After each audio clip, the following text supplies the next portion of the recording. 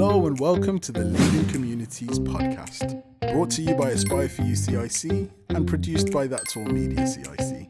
I'm Kit Chawande and I'll be your host. Hi, very good afternoon.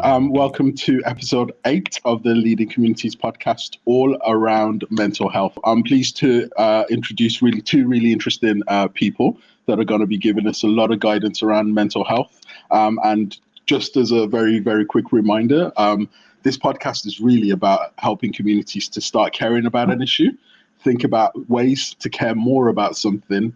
And in some cases, you just want, you want your communities to keep caring. So we're all about starting to care, keeping on caring, and where possible, caring even more. So without further ado, I would like to introduce Emma Marks from Time to Change. Emma, would you like to say a little about yourself, please? Hi, thank you. I'm Emma Marks and I work for Time to Change, which is a campaign around stopping mental health stigma, because there's a lot of stigma to be had around mental health, and I think a lot of people feel a bit scared around the concept of mental health, but we all have mental health. What I do is to encourage people to start those conversations and to make it a bit less scary. Okay, fantastic. And how long have you worked with them? I've worked for 3 years with Time to Change. Wow. Okay. Yeah. And any micro backgrounds, anything like interesting that you've done that's like been a building block to all of this?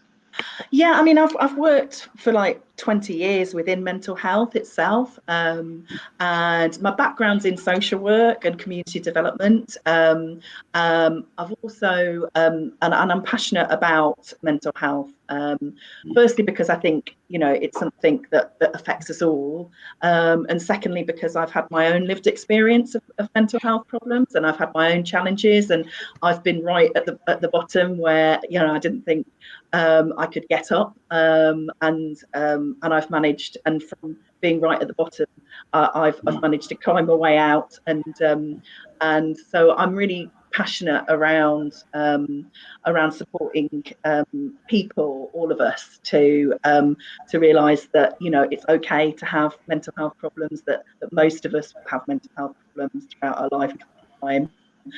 Some people might kind of get a diagnosis, some people might not, but we all have mental health and we all have mental health problems, and I'm really passionate about getting people to start talking about that the same way that we talk about our physical health. So we feel quite comfortable talking about our ailments and things like that, but we feel less comfortable talking about our mental health.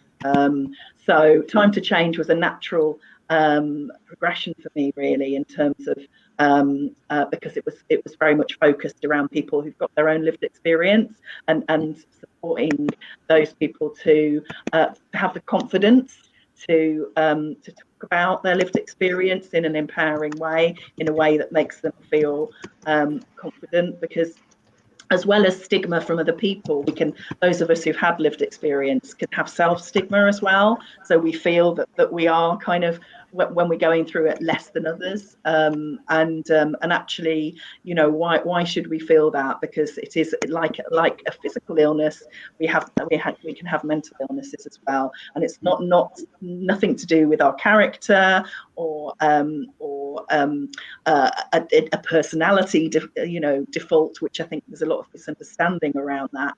It manifests as a physical thing, and I think because people can't see it, there's a lot of misunderstanding around it. So yes, so I'm very passionate about working with those of us who've had lived experience of mental health problems to bring up their confidence, say, hey, it's okay, let's start having these conversations. Let's just talk mental health, because the more we talk about it, we know that the more people are able to talk about it, then the more people are able to feel less isolated, and also get help at an earlier stage, because we know if people can get help and support at an earlier stage within their mental health problem, that they're far more likely to recover quicker. And some of the stats that Time to Change has around, it usually takes about a year of somebody having mental health symptoms before they talk to anybody. So if you can imagine having something, a physical pain for a year, like a broken leg for a year, and walking around with a broken leg for a year without telling anybody, that's not good. Similar with mental health problems. If people can't start talking at the earliest stage of mental health, when they're experiencing mental health problems, then it's going to get worse. So, I mean, especially within communities, marginalised communities, I'm really passionate to support those communities, to start those conversations, to normalise those conversations at a very early stage. Yeah, and it's really important. I think your lived experience is a really valuable part of that as well. And I think that also very much links in with Bally's work. So Bally, do you want to say a little bit about what you do and like why it matters so much? Yes, thank you so much. So my name is Bally Baines. I work for Papyrus. Many of you might have already heard of Papyrus and some of you may not. Papyrus is the UK national charity that's dedicated to the prevention of young suicides. So we support any young person who's struggling with suicidal thoughts through our helpline, which is Hopeline UK. And it's also there for any concerned other. So we get loads of professionals or family members that might be concerned about a young person also that don't know how to have that difficult conversation. So you can call our helpline as well, and we have trained advisors that will support you through that conversation. And also recently, obviously, we've had a lockdown. So we know that young people, whereas before would use the phone and call us, we also have a text message service, and they can also access us via email as well and get support via email too. And the other things that we do is we equip our communities in talking about suicide prevention by delivering training. So there's different training packages that we deliver as well. We were originally set up in 1997 by a mum who lost a child by suicide. So we set up originally by Parents Association for Prevention of Young Suicides.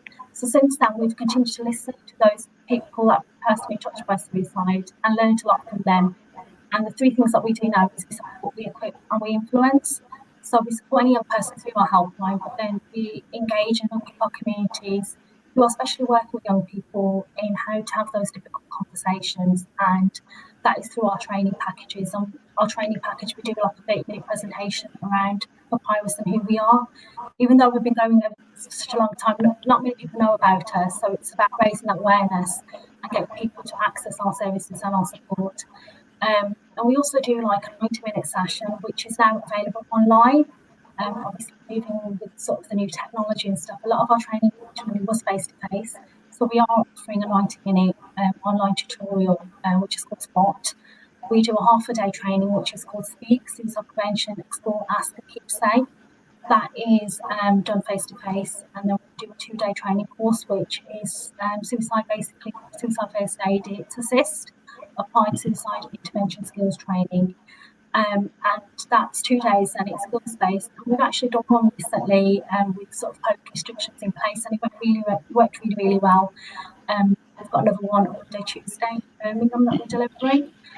So we're equipping our communities in, we know suicide is everyone's business, and we all can work together in breaking those barriers. And there is that stigma, that taboo around suicide, and the only way we're going to break those barriers and those stigmas is by talking about it and having those conversations openly.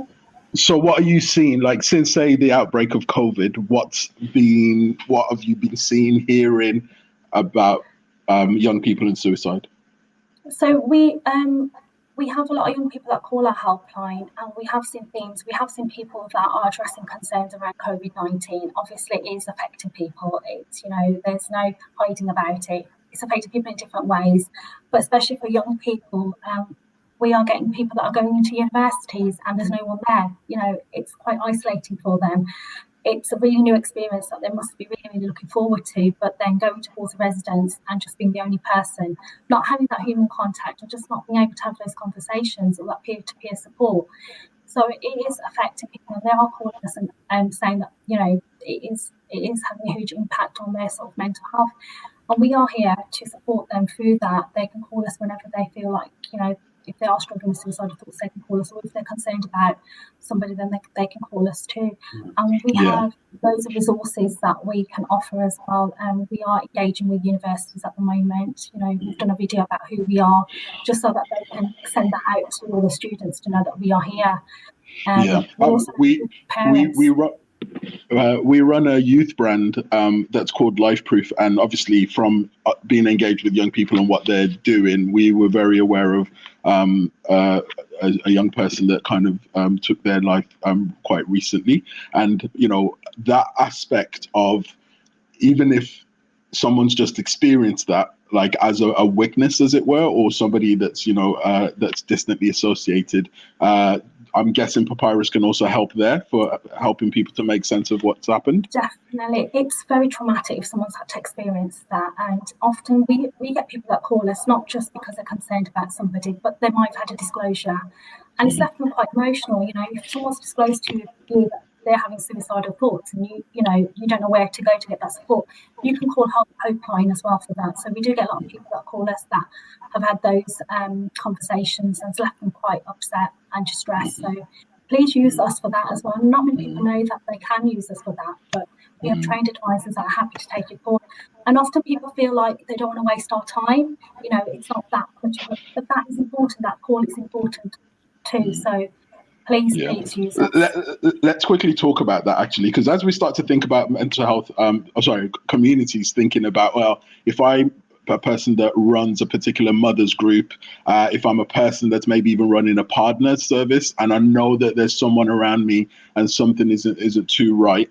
First of all, what's that Hopeline? Do you know it off head-ish, kind of, sort of? So I can give you the number now. So it's 0800 068 4141. So that's 0800 068 4141. And we offer a text message service. You can also get support via email too. All right, perfect. So I'm just going to tell you my open hours. We're open from 9 a.m. to midnight, 7 days a week.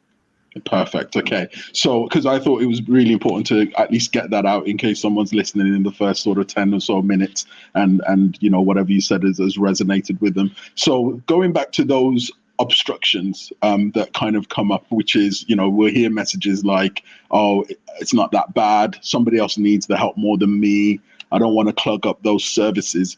How can we help people to almost, like, how do we step up that conversation in order to, you know, keep communities caring a little bit more about those types of barriers? Because I think we've definitely crossed the conversation plateau around mental health.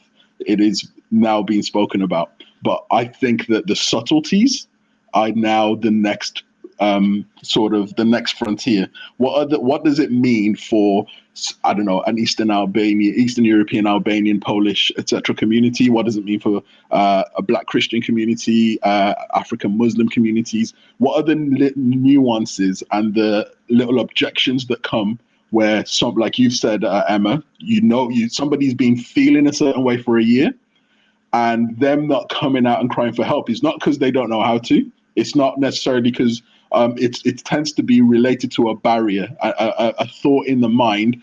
So talk to us a little bit about that, Emma. What are the different types of barriers that kind of come out there, and what could be our countermeasure as a community to help people? Sure. So I've been working with a Black majority church in Christian church in Lizelles and Handsworth, and they've been running a project called Faith in Mind, and it's been a really successful project, and they're building on it.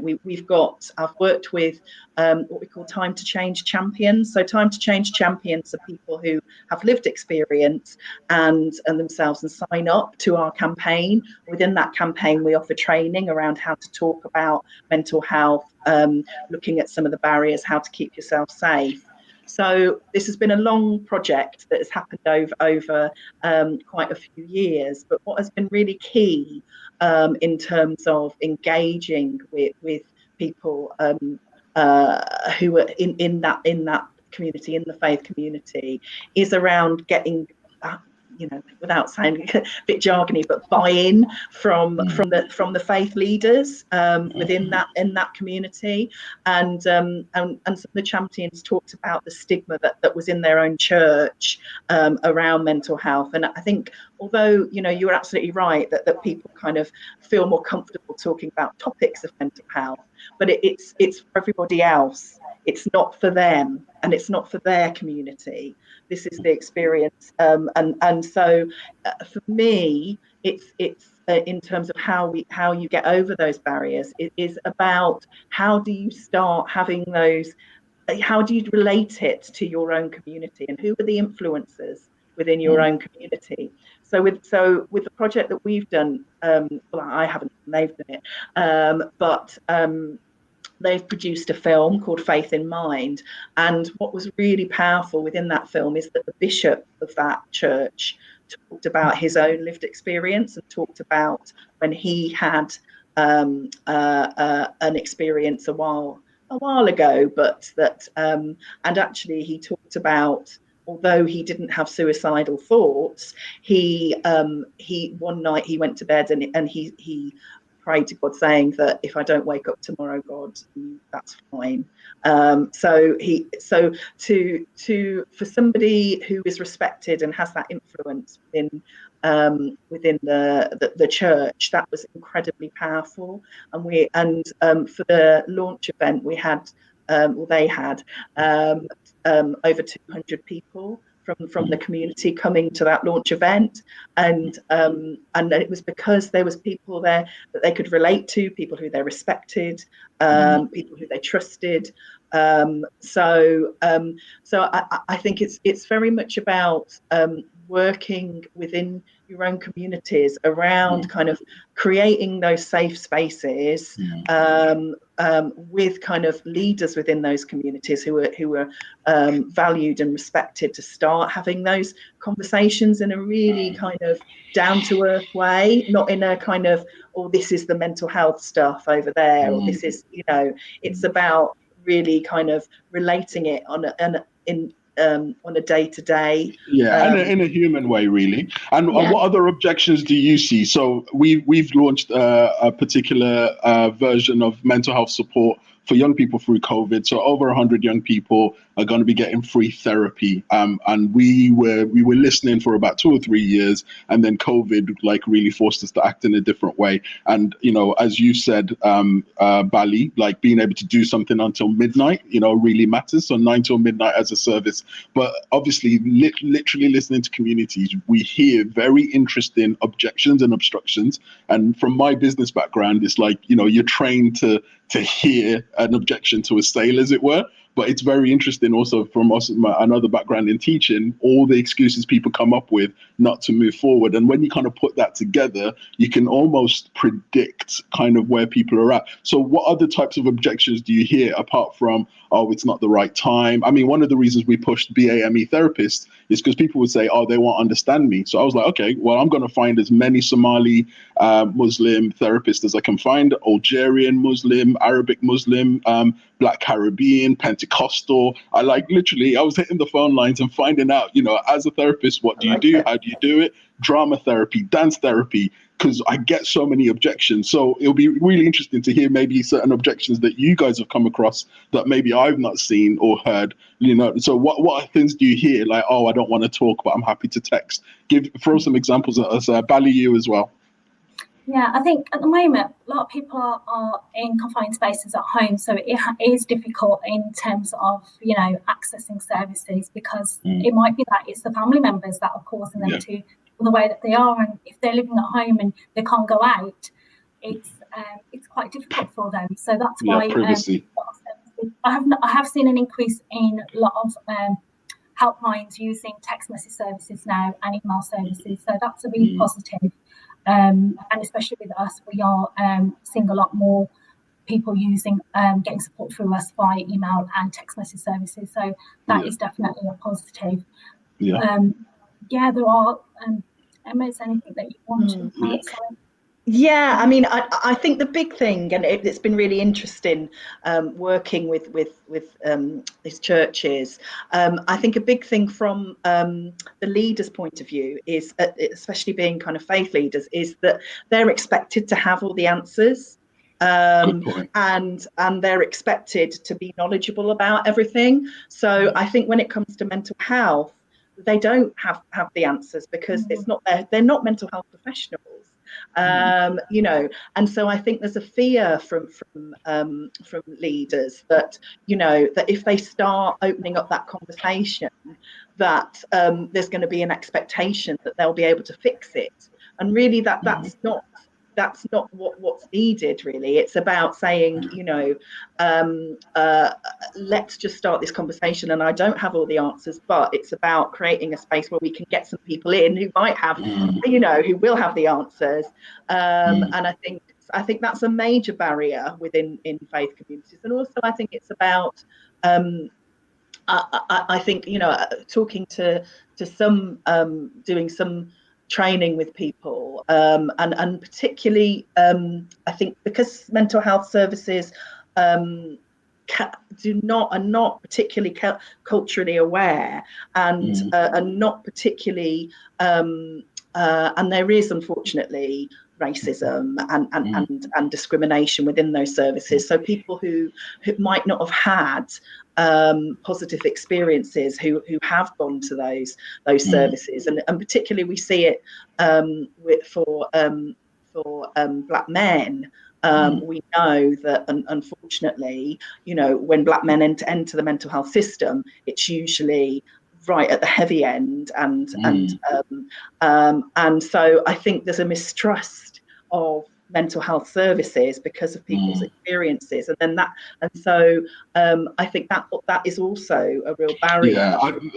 That's a huge aspect, and I think even as we almost unpack what we've just said, because the parts that you're leading into, I actually think are hugely consequential, and they need a deeper perspective. But for some of the people that are coming into this space and thinking, okay, well, how do I start to make a difference about, you know, certain issues? Literally, like when we think about all the guidances that you guys have given, it sounds very much of that somebody needs to consider accessibility. So thinking about, is it phone, is it text, is it face-to-face, and having that diversity of offer. It sounds like you're also saying that even in there, you've got to include lived experience. So people that have actually, you know, building a team and building something with people that have been through it really does matter. And then that in the listening, you've got to be hearing all the things that might get in the way of somebody coming to access your service, and have a strategy to unpick each one. You might not do everything at once, but literally just maybe, you know, choose one layer at a time. Bally, you were going to say something? Yeah, I think sort of Emma mentioned sort of faith groups, and I know often when people are going through traumatic life experiences, they don't always access health services, and they do go to their community leaders for that support and advice. And yeah, I mean, they don't need to have all the answers. You know, they're not there to fix the problems, but they need to be educated to know where they can then refer these people on to. And I've seen an increase in community leaders speaking to us to come out and do talks, so that's quite nice. The fact that we've gone out, particularly to different faith groups, and talked about suicide, because it is still such a taboo subject, especially when it comes to sort of religion. Not many religions want to talk about it. So it's been nice that we've been invited to faith groups to go and talk about this, and they're working with us. So, you know, that's a positive. And I've been to loads of community events where they've invited loads of different health services there as well, not just ourselves, but it's like a joint partnership. So they're more aware of what's out there and what services they can tap into. So it's been quite nice. We've seen that over the last year or so, but obviously now with COVID-19, you know, it's been a bit difficult to do those things, but it was nice being part of that. And I think a lot of what you're saying is also the truth about why things take time, because trust matters, and trust isn't, you know, there's like ongoing memes, especially in aspects of the business world, but, you know, nobody kind of, your objective shouldn't be trying to hook up on the first date. And I think for a lot of people that are starting, you know what I mean, starting enterprises, there's a mindset of, oh, I've got to get the first person through the door, and you know what I mean. And if they don't say yes right away, but actually it's about building trust, especially if your Yeah. service is really meaningful. And although there's, there's pressures on every individual. You want to impress your family. As a leader, I'm now talking, you want to impress your family. You want to feel like you're progressive. You want to make impact. You want to, there's loads of motivations. But the real truth about stuff that matters, and I say this to all the young people that I work with, like I always say, there's two things. Clean money takes time, and things that matter take time. Everything else that you see in the world, where we see lots of people that, go global, go crazy, especially in the influencer world, they're the exception, not the rule. The rest of the world is like, the average millionaire is a millionaire in their late 40s. The average person's buying their houses in the late 30s. So that friend of yours that did, I've got a Polish girl that I've mentored, and she actually got a mortgage at 21. She's never earned more than £17,000 a year, but she was extremely disciplined. She's the exception, not the rule. And it's really important to help people understand that this brain that we've got doesn't mature till you're 27, 28. You're going to make a lot of mistakes again and again. And in the learning from the mistakes is where your progress comes. So for a lot of leaders, teaching patience is a massive aspect. They think a 1-year plan is more than good enough. Actually, you need some kind of a 7-year strategy. And then coming back to aspects of what you guys are kind of giving guidance on, influence. Influence is related to trust. The people that our service users trust the most will be part of the solution. And whilst they might not listen to us because we're maybe not well branded, not everyone's got a social media presence, the power of word of mouth is really what we're looking at when we look at influencer marketing. Influencer marketing is a whole world of like using your social media influencers to kind of reach a group, make recommendations, make referrals. We've all done it, you know what I mean? It's just reputation, etc. So, your auntie tells you to go and speak to so-and-so because they've got a job. It's that's what it looks like on the small scale. And on a large scale, like you said, faith leaders, maybe certain types of like comedians, etc. If we can get these guys informed, they're going to be able to get information over to communities that we don't naturally kind of engage and connect with. But then now thinking about services, so we kind of looked at how do you create a pathway and how do you create an ecosystem for any leader that's trying to make a difference in this space. But for the existing services and for the bigger behemoths, and like you've said, the challenge for Black males, or even probably a lot of people, is they have been to therapy. We hear this, and whoever it was just didn't understand them. We've got young people that have gone through so many multiple traumas. I don't know if you heard about even the situation of the young lady that came out of an Aston train station. Young lady, and she was, I believe, she was seriously sexually assaulted. And whilst she then went to get help again, she got attacked again. So that's twice in the same moment. And this made the news. And there's young people that they've got stories like that. And then they've turned up to a therapist, and the therapist has kind of gone like, yeah, I don't think your story is actually that credible, or it doesn't sound very realistic. And that's the last thing you want to hear when you've got this lived experience of, even in our network, we've got people that have been through bouts of domestic violence, and people are like, yeah, but why didn't you leave? And these are professionals saying that. So, so apart thinking about what services need to do better, thinking about inclusion, thinking about representation, thinking about training and support, what do you think services need to do to also keep up with this world of ours that's constantly evolving? Oh gosh, yeah. Carry on, Bally.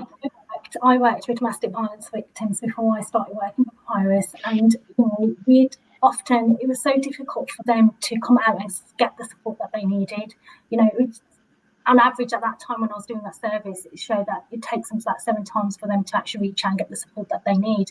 So just making that phone call to say, look, I need help is huge for them. And often they'll leave with just, a black bag, just a few clothes for themselves and their children.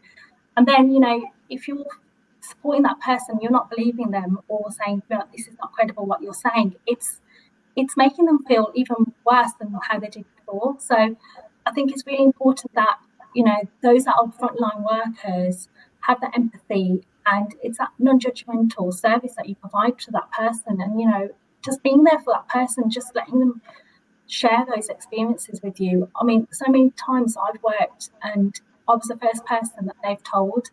They've kept it all their childhood life, they've never told anybody, and you might be the first person that they're telling you all this stuff to, and then being told that, I don't really trust what you're saying, it's all lies. It's huge for that person, and I've seen it happen to them, and I know that they really struggle in, first of all, leaving the perpetrator, getting the support that they need, and then being told that whatever you're saying to us, we don't believe, we don't trust you. It's huge, and I think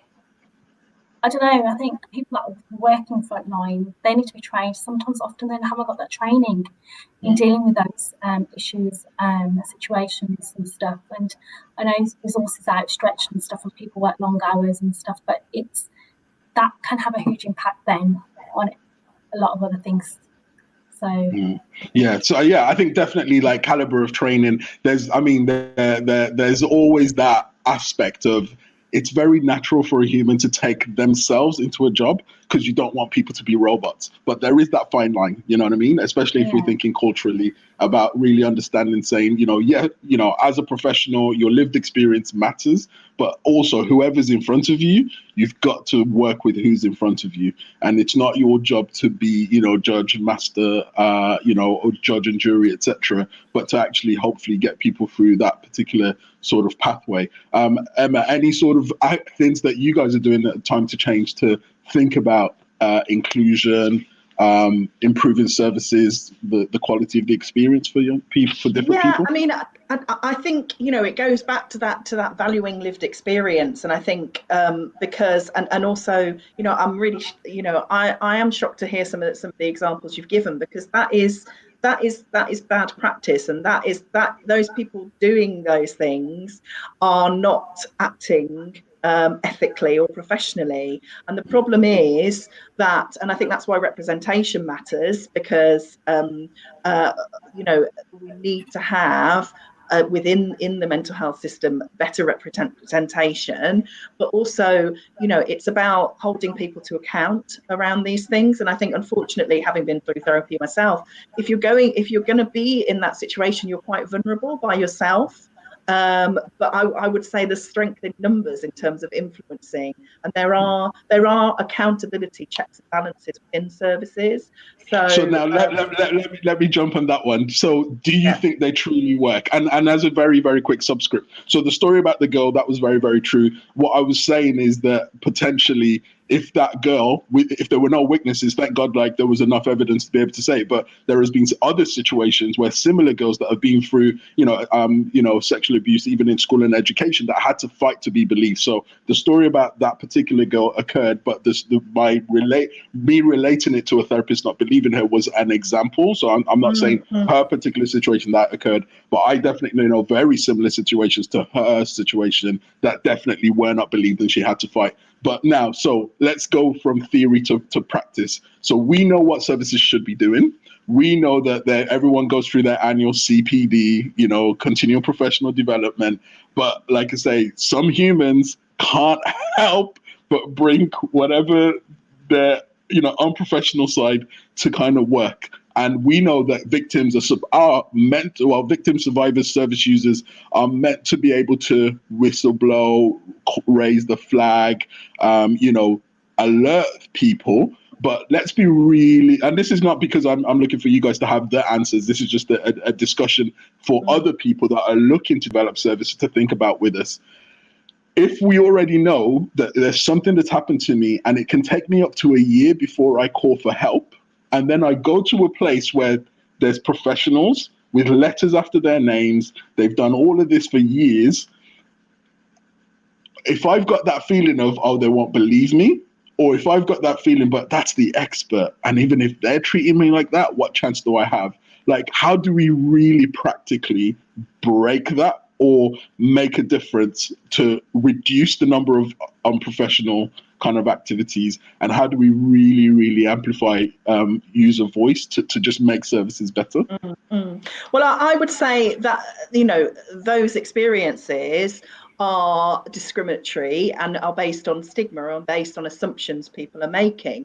So, from my point of view, it's about how do we raise the lived experience voice and how do we raise the importance of that lived experience voice within those professions. And I think that is happening. I think very much, we're seeing within a lot of organisations this idea of patient experience, user experience, and I suppose from Time to Change's point of view, the training and the support that we offer in terms of skilling people up to have the confidence to challenge the stigmas and discriminations within these organisations. But it's also about taking part in those opportunities where services want to hear that their kind of users' voice. So there are lots of, especially around commissioners, there are a lot, commissioning services, they have a lot of power. Commissioners have a lot of power. So you have and they often have lots of different platforms to hear the voices. So if you've got a group of people who are saying these experiences are happening to us and we're not being heard and we don't feel we're being heard, if you're able to come together, there is strength in numbers, and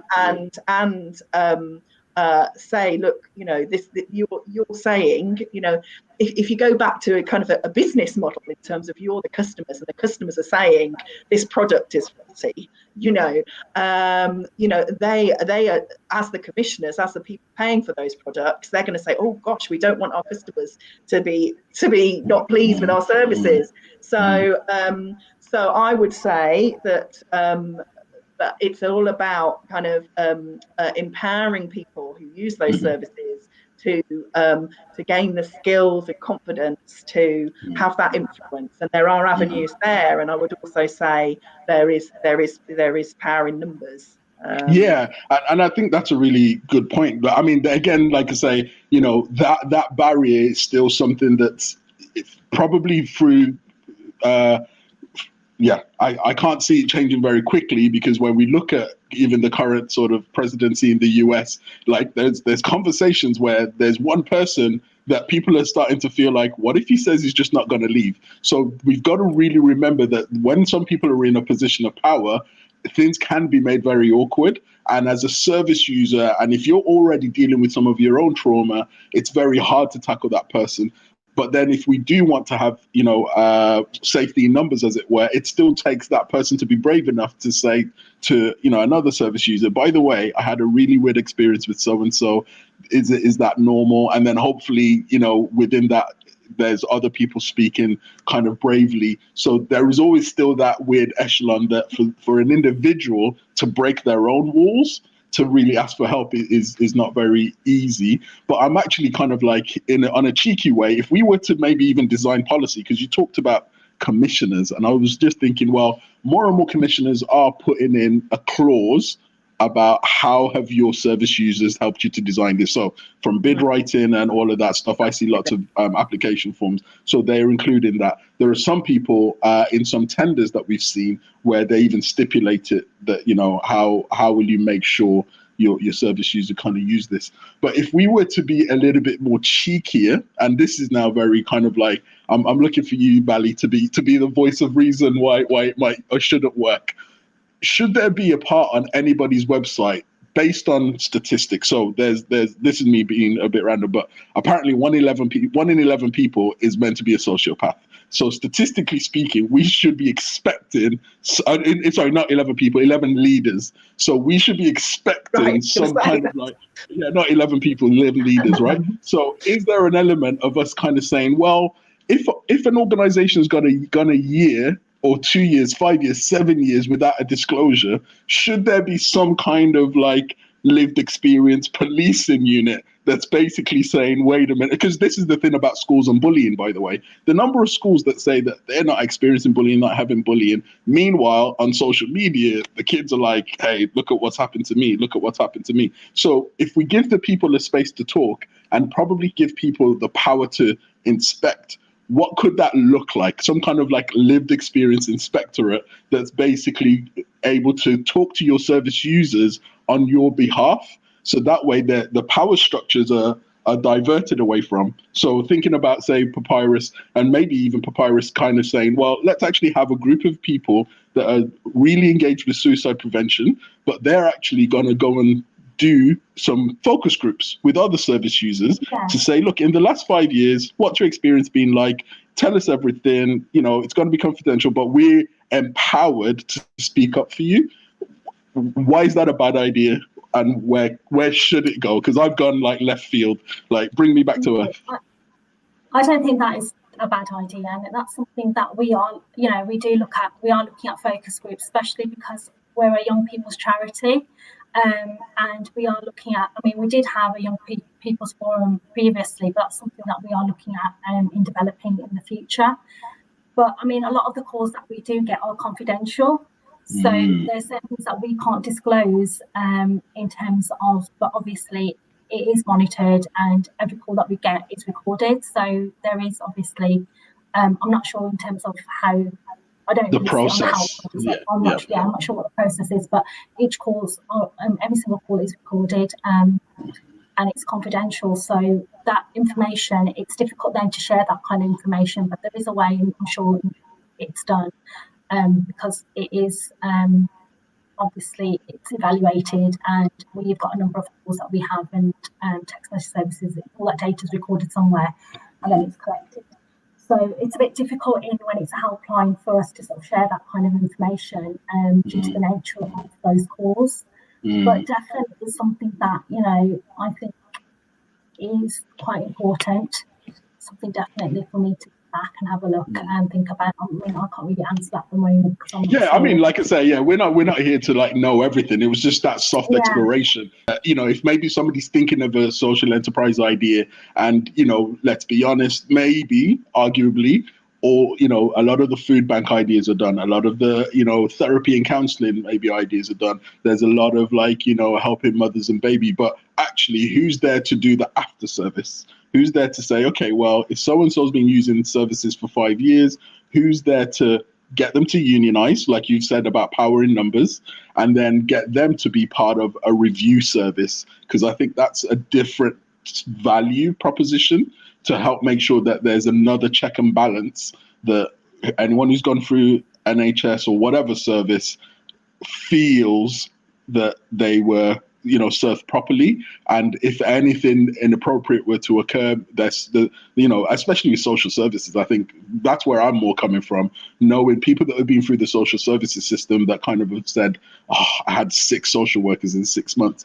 But they'll tell us about it, but where does how can that be on their terms? How can that? Yeah, sorry, Emma. Go for it. Yeah, I think you're right. I think within the social services and council services, there's a definite kind of need for that kind of thing.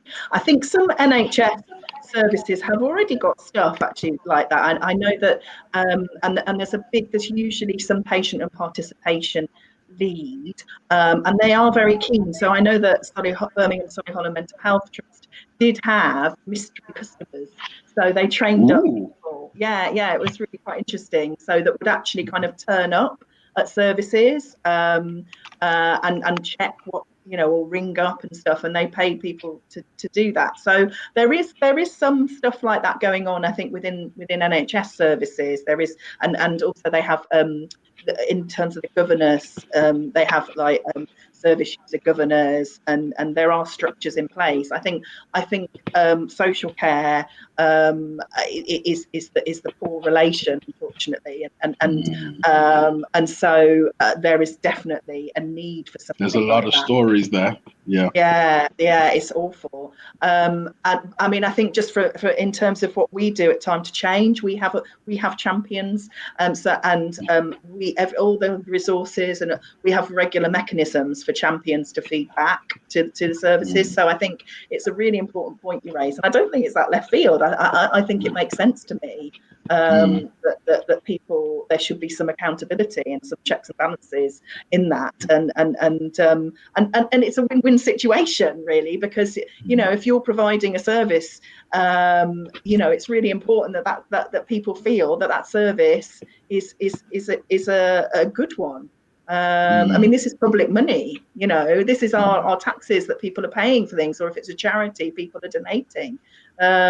We should expect that these services are run ethically. The best that they can be. The best they can be. Yeah, and in all fairness to a lot of services, we have to always remember that especially when we're looking at the NHS and social care, we're talking about service users in the tens of thousands and the hundreds of thousands. So there's we've got to be aware that, I mean, even just this morning, I was speaking with a care provider who had 20 people on her team in one part of a city, and her colleague had, let's say, 30 or 50.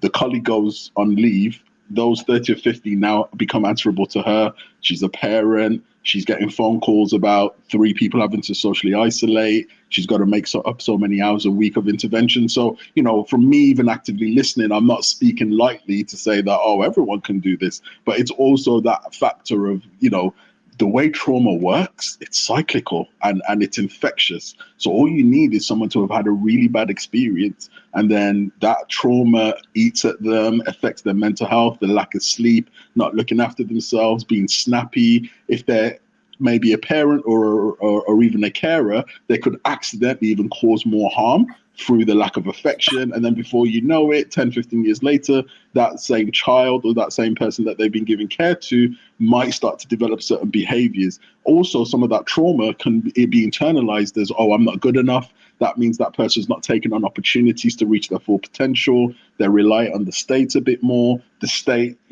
especially when you hear how universal credit works, that could also reinforce feelings of worthlessness. So we're in this interesting, every single person you come across not only has a story to tell, but we as service providers are always a fork in the road for them. Could we be someone that elevates them or accidentally, returns them back to where they don't want to be? So as you've all said, reaching out is a massive thing for some people. So thinking about even some of these services, how do we make sure services also don't go away? So we talked a bit about how to enhance them. We've talked a bit about how to make sure they're inclusive and people kind of listen to, people feel listened to, and that they're constantly learning. But yeah, how do we protect them in healthy ways? And I'll start with Bally. It's really difficult, isn't it? Because it all kind of comes down to money and resources and funding a lot of the time. And before I joined Papyrus, I was working for a charity and working with particularly BME communities. I know it's called Bally Baines now, but at that time it was BME communities. And that was originally set up because there was a gap in services, especially for BME communities accessing health care services. So that little project that I was working on was to get BME communities, firstly integrating in the chosen community, and secondly for them to access services. And it was a lot of one-to-one support, and I did that for a few years. And when the funding came to an end, I saw those effects of those people where we lost that funding, and it's hard for them firstly to access services. That was a struggle. And when they were referred to me, some of them were self-referred, some of them referred for services. We had to build that relationship with them for that trust. And it just wasn't one thing, it's quite generic things that were going on in those people's lives. And I remember leaving in March, and I was only told about a few weeks before that, this funding's come to an end now, and you've got to make sure that you signpost them.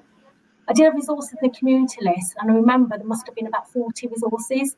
Some of them were local, some of them were national. And when I actually went to call them all just to see what the opening hours, about 20 of them were no longer there. There was only about 10 of them.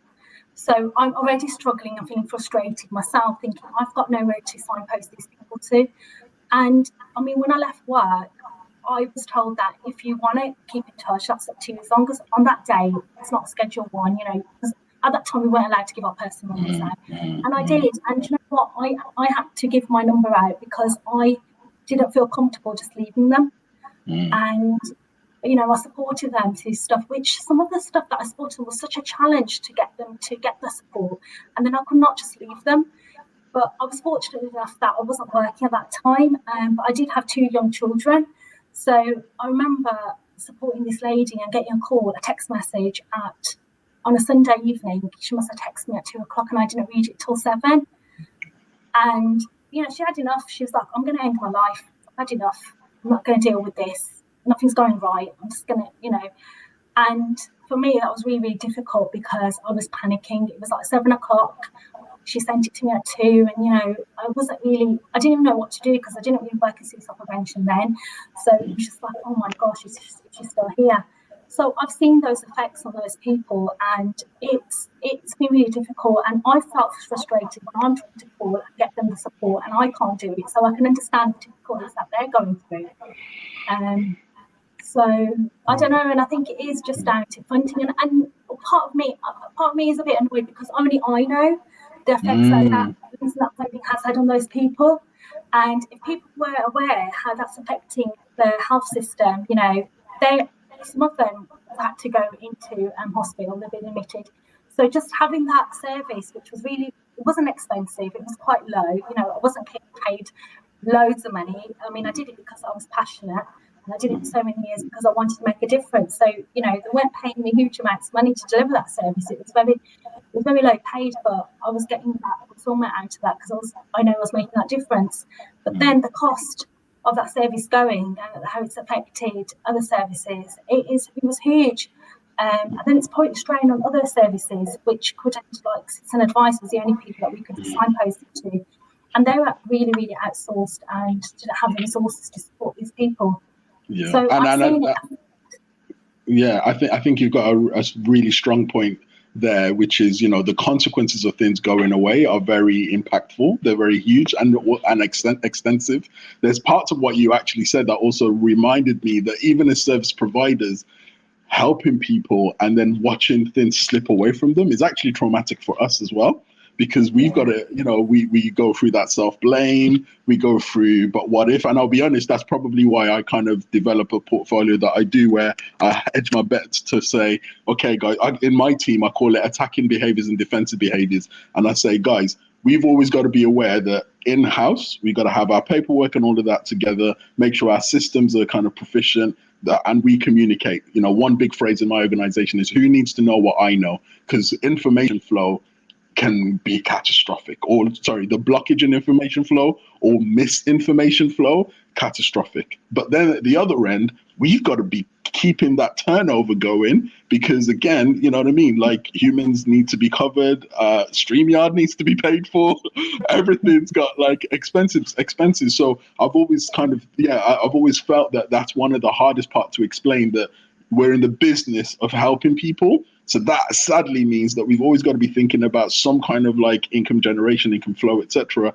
And you've got to be making sure that you can give the best service that you can in that context. And in between all of that, your heart is in your hand. You know what I mean? Every single day, every single payroll, it's like, whoof, you know what I mean? Or it's like, okay, we got 3 months, we got 6 months breathing space, but you can't relent. You know what I mean? And it's finding that particular balance, because I think business acumen in services is huge. And then I think the other part, which is what we've spoken about, resourcefulness. You've got to really understand how to work with the assets in front of you. You've got to also know how to enhance and engage with free things mixed with paid for things. But from your kind of experience and what's going on with Time to Change, do you want to share a bit of an insight at your end, Emma? Yes, I mean, I can really relate to what Bally's been saying, and just around. So from our point of view, Time to Change as a campaign has been funded for 10 years now. We're on phase 3, and unfortunately, really recent news. Our managers went to the government to say, this is what's needed for a further phase, and the government have said that they do not have the money to fund another phase. So Time to Change as a campaign will be ending next March, and with that's 37 jobs. nationally. And I think what I'm most concerned about, and similarly to Bally, is I think the problem is that those people in those powerful positions don't realise the value and the efficiency of the preventative stuff, of the community work that actually saves them money. And I think for me, from a personal point of view, all the work that's been done over the years and all the asset building, I'm a real kind of capacity building advocate, and all those, working with people's strengths and the knowledge and the networks and all of those things are really vital in terms of getting those services that people need. Also for people to empower themselves. And so it's very frustrating because there seems to be a mismatch between the kind of people in the hierarchy on the top level saying, oh yes, we want to do this and this, but then on the ground, but then not the resources not getting through on the ground. And I think because you talked about, you had an example of within social care, because those of us on the ground are kind of really pushed to our capacity because there's such a need there, and because we're working away, we don't have the space to be able to be business people really, and put forward a good business case to the people in the higher echelons who really don't understand how processes, systems, people work on the ground. And so from my point of view, it's very frustrating at the moment because I haven't got any answers to that, because I think they're I think alongside 10 years of austerity, public services are at their edge, at the and there are, as Bally was saying about those community groups, similarly with user-led charities and groups, the reduction in those over the last 2 or 3 years is something like 80%, something really high, have folded because they're just, especially for small groups and small charities, the funding and the money just isn't available, unfortunately, so it is tough out there. It's really tough out there, and I think a lot of what you're saying as well is making, like, literally as you speak, I'm like, okay, I need to think about this project, that project. But I actually think, because as you speak, I'm being genuine here, like nothing pre-scripted. You're making me really start to pay attention to us putting our service users in a position to connect more with policymakers. Absolutely. At the risk of politicizing service users, I do feel that we still need to make their voice impactful, because the power of the vote is sadly a massive incentive for policy.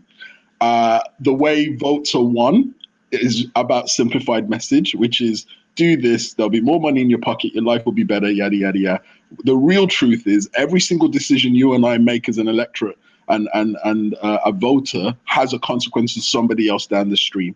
And I think us increasing that consequential conversation to say, look, for us people, or for we in Sutton, Lozells, Sparkbrook, if you do X, this is how it's going to look in your community is Y. I don't think politicians are the best people to lead that. I actually think our organization is the best to lead that. But there's a dichotomy, because you've said, whilst we're trying to help the people, we've not got brain space for business, and we've neither got brain space for, community organizing sometimes. However, what do we need to do today that we're not going to regret in 8 months? It might be something that we have to make time for, because like you've all said, the consequences of that service going away is catastrophic. So us navigating what are we going to have to let go of in order to make sure that things are still around in 7 years is the real conversation. Good things are meant to be hard. It's not to say in in a kind of patronizing way, but I think that is almost the cross that we bear as people trying to make change, that it's always going to be awkward. Like, some things existed before we were here. So for us to try and make change, and for us to put our heads above the parapet, there's a consequence of that. There's going to be some scars that we gather. But you're really making me think about, how do we help service users connect more with policymakers, and to educate the communities to say, look, like, if you really value this, maybe you've not been through domestic violence, maybe you've not been through homelessness, but by the way, there's consequences on all of us on however you vote. I think is a bit of an opportunity for some of the leaders. So to kind of close, I think I feel that we've left really educated around the value of Papyrus around young people and suicide, but also how it affects other communities. You've really laid out why accessibility matters, and the fact that you guys are really working hard to create lots of places for people to get trained and to move forward. Is there anything that you want to leave us to think about or recommend? Maybe a book that you've been reading, any kind of closing remarks and nuggets for the brain? Yeah, I mean, I just want to say, if anyone is listening to me today and you are struggling with suicidal thoughts, then you are important. Please reach out and get the support that you need. And also, if you are concerned about somebody, please reach out and get the support as well. We are here to save lives, so please call us. And I'm just going to leave with giving our number again, which is 0800 068 4141. That's 0800 068 4141. So please call us. Excellent. And Papyrus on social media, or is it a .com, Yes, .org? so you can access any of our resources and our leaflets at Papyrus, the website, and we're also on email, pat@papyrus-uk.org, and our email address is www.papyrus-uk.org, and it's really good for just resources. There's all different sort of leaflets like coping with exams, anxiety, self-harm, and there's also a leaflet for parents, a parent's guide on how to have those conversations around suicide. And there is also an information about how to have those difficult conversation starters around suicide. So it's really, really good. It's a really good resource. We've also done loads of different campaigns as well. So we've got bedtime stories recently, a new campaign. So please visit our website for more information. And if you are working with young people in schools and colleges, we do have a schools and colleges guide, which is free to download as well. So that's really, really good for those that work with young people, especially in sort of schools and colleges settings as well. So that's free to download. So please visit our website. It's really, really good. There's loads of information on there. Amazing. So Papyrus is also PAPYRUS. So PAP, yeah, and then YRUS. And Emma, sort of closing remarks, nuggets for the brain, anything that you think we should be reading and thinking about your extensive lived experience? I suppose if people are interested in starting conversations, the resources, Time to Change, website is time-change.org.uk. So just go there and you'll be signposted to lots of different things. I would say the power of compassion is incredibly important when we think about mental health and non-judgmental listening. Two books I'd really recommend are The Compassionate Mind. It's a brilliant book, and it shows you real evidence based around how important compassion is in terms of our mental health. And also I've recently read a book called Humankind by Rutger Bregman, bit of a mouthful, but it's a hopeful history, it's called, which in these times is really important. But he talks about how he rewrites history in terms of how us as human beings are naturally compassionate, but actually history has rewritten it in a different way. So I'd really recommend that. Okay. It's a really good read. Spell his name for me, please. Yeah, it's RUTGER, Bregman, BREGMAN. Okay, nice and phonetic. Excellent. Yes. All right, cool. So yeah, huge thank you for joining us, Emma and Bally. For all of our listeners, if you're interested in connecting with us at Aspire for You, we are at A4U CIC, and this particular podcast is going to sit on Facebook as the Leading Communities podcast. So straight onto Facebook and you can search. But yeah, thank you very much, guys, for joining us on our search to understand how to get people to start caring, keep caring, and care more. I'm Kit Chawande, and I've been your host. Thank you very much. Thanks for listening. Don't forget to keep up to date with all things Leading Communities. You can follow Aspire for You at A4UCIC. To follow That's All Media, search at That's All Media. You can also join us on Facebook at Leading Communities Podcast.